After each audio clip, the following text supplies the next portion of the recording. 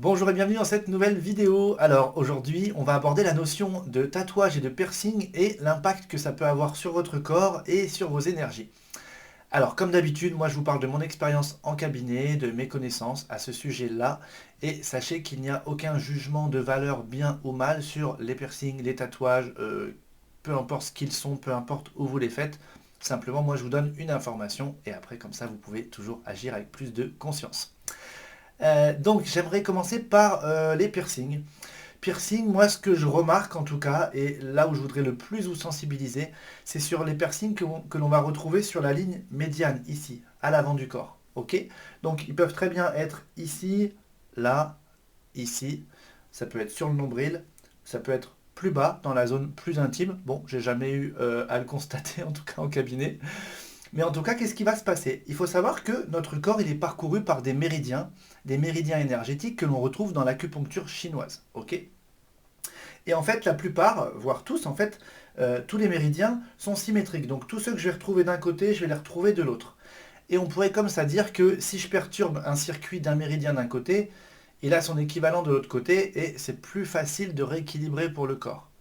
Or, celui qui est sur la face avant et celui qui est sur la face arrière, eh bien, sont deux méridiens différents. Donc en fait, si je commence à perturber le méridien qui est sur la face avant, il n'a pas d'équivalent pour aller trouver comme ça une façon de se rééquilibrer. Donc sur l'avant, on appelle ça le vaisseau conception et à l'arrière, le vaisseau gouverneur. Ok. Donc c'est vrai que les piercings sont beaucoup plus souvent sur le vaisseau conception, bien que si on le retrouve ici ou là, il va être sur le vaisseau gouverneur. Pourquoi? Parce que ces deux vaisseaux, si on a le corps de profil, ils partent du périnée, et il y en a un qui va sur la face avant, qui s'arrête ici, et un qui va sur la face arrière, et en fait qui fait le tour, et qui redescend jusque là. Donc il y en a un qui se termine là, un qui se termine là, et la jonction entre les deux se fait via la langue, derrière les deux dents du haut, comme ceci. Donc si je place ma langue derrière mes deux dents d'en haut, eh bien je boucle la partie haute, et si je contracte mon périnée, je boucle la partie basse. C'est comme si je ferme un clapet en haut, un clapet en bas, et ce qu'on va appeler la petite circulation va se mettre comme ça à circuler, d'accord? Et en fait, ceux-ci on les appelle vaisseaux, vaisseau conception, vaisseau gouverneur, alors que les autres ce sont des méridiens. Donc les méridiens sont bien symétriques, vaisseau conception, vaisseau gouverneur ne sont pas symétriques, ils sont vraiment uniques. Et donc le vaisseau conception, il a, comme le vaisseau gouverneur et comme les méridiens, il y a toujours une partie qui va être à la fois symbolique, d'accord, dans la fonction, et puis une fonction plus physique. Donc en fait, le vaisseau conception, il est sur la ligne médiane et il va beaucoup agir sur tout ce qui est système de reproduction, d'accord? Donc si on veut avoir un enfant, si on tombe enceinte, etc., c'est conseillé de ne pas avoir de piercing sur cette ligne médiane. Pourquoi? Parce que ça va venir affaiblir ce méridien qui est censé fournir de l'énergie, d'accord?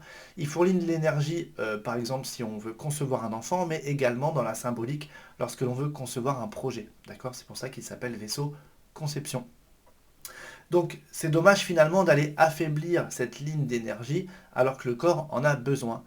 Et ça peut aussi l'affaiblir non seulement parce qu'il y a une présence de métal, mais parfois le fait d'avoir fait le piercing, ça va créer une fuite d'énergie. Donc c'est pas si facile que ça à mesurer pour tout un chacun, mais en tout cas en thérapie énergétique, c'est assez facile de le mesurer et de voir l'impact que ça peut avoir. Je remarque parfois, c'est que des personnes me disent, oui, mais moi, mon piercing, si je l'enlève, je me sens un peu nu, il me manque quelque chose et je ne peux pas rester sans, donc finalement, je le remets. Et ça arrivait plusieurs fois en cabinet où je dis, bah, si vous voulez, on fait un test. Ils enlèvent le piercing avant la séance de soins énergétiques. Moi, je fais un soin à l'endroit du piercing, donc je colmate, entre guillemets, la petite brèche énergétique. Et après, ils n'ont pas l'impression qu'il manque quoi que ce soit, et puis finalement, ils peuvent rester sans le remettre, parce que c'était leur choix, hein. Moi, j'oblige jamais à rien, mais j'explique les choses et puis après, chacun peut faire ses choix.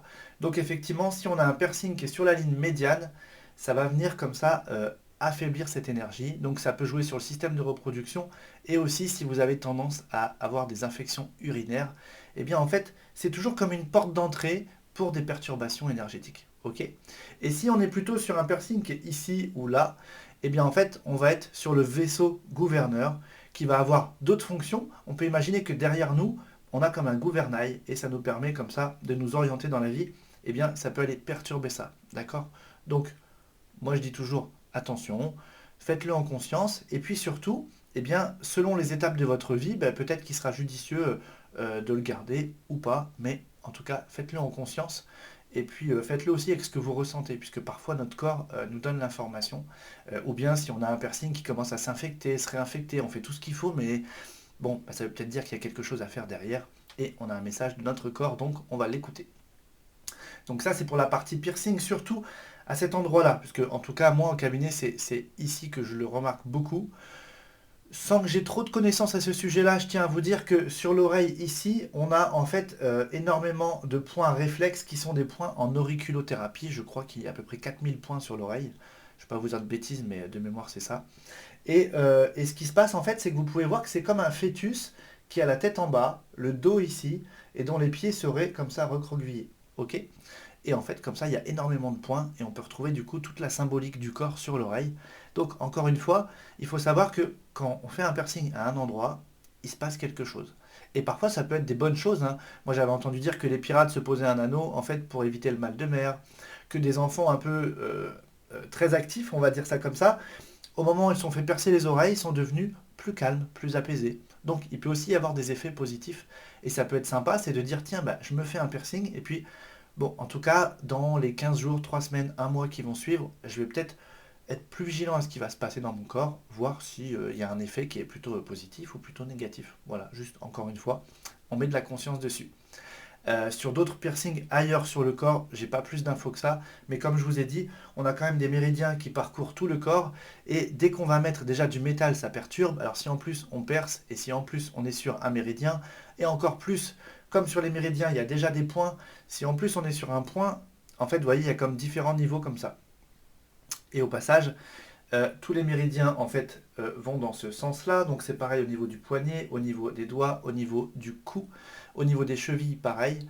Et donc si vous portez quelque chose de métallique au poignet, que ce soit un doigt, que ce soit un collier, pardon, pensez la nuit, si vous vraiment vous pouvez, à retirer tout ce qui est métallique et qui encercle le cou, les doigts, les poignets. Pourquoi? Parce que comme ça, la nuit, votre système va pouvoir recirculer normalement.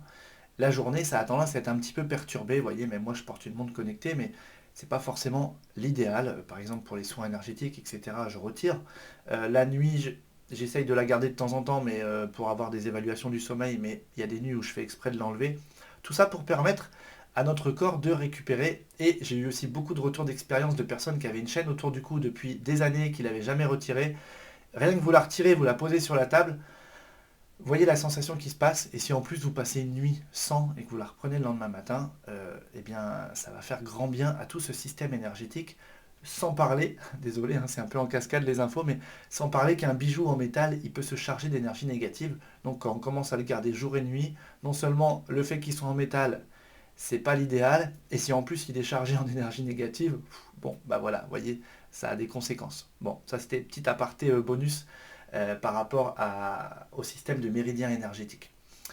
Parlons maintenant des tatouages. Les tatouages, ça va être différent puisque ça ne va pas vraiment créer de fuite d'énergie comme on pourrait avoir avec un piercing.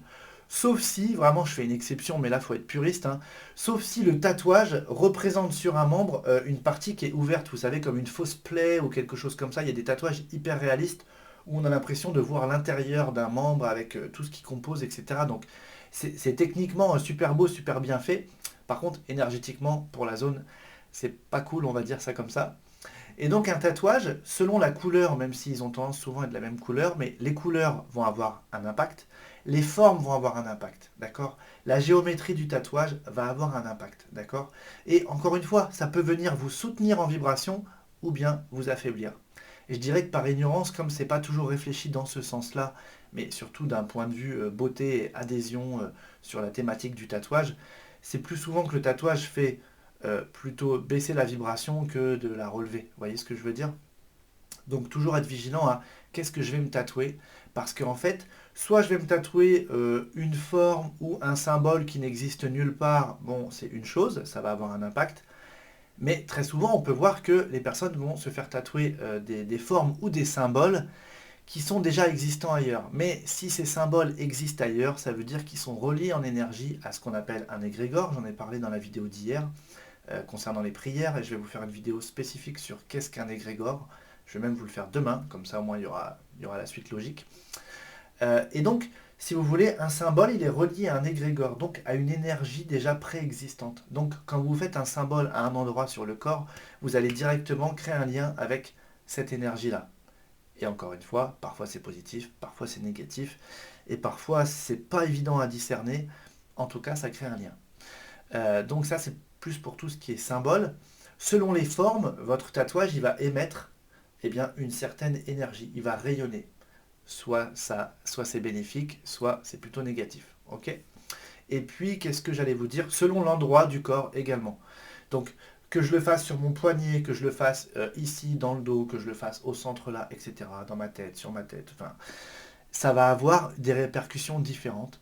Donc, en tout cas, renseignez-vous sur la symbolique de chaque membre. Vous voyez, la symbolique du poignet, c'est pas la même que la symbolique de l'épaule. Et si je fais une certaine forme ou un certain symbole, un certain message sur l'épaule ou bien sur mon poignet, ça va pas avoir la même conséquence. Donc, encore une fois, tout ça, c'est juste pour vous donner de l'info et que vous puissiez agir, encore une fois, plus en conscience. Je pense que j'ai fait le tour. Si vous avez des questions, notez-le en commentaire et c'est toujours bienvenu. Voilà, moi je vous dis déjà à très vite.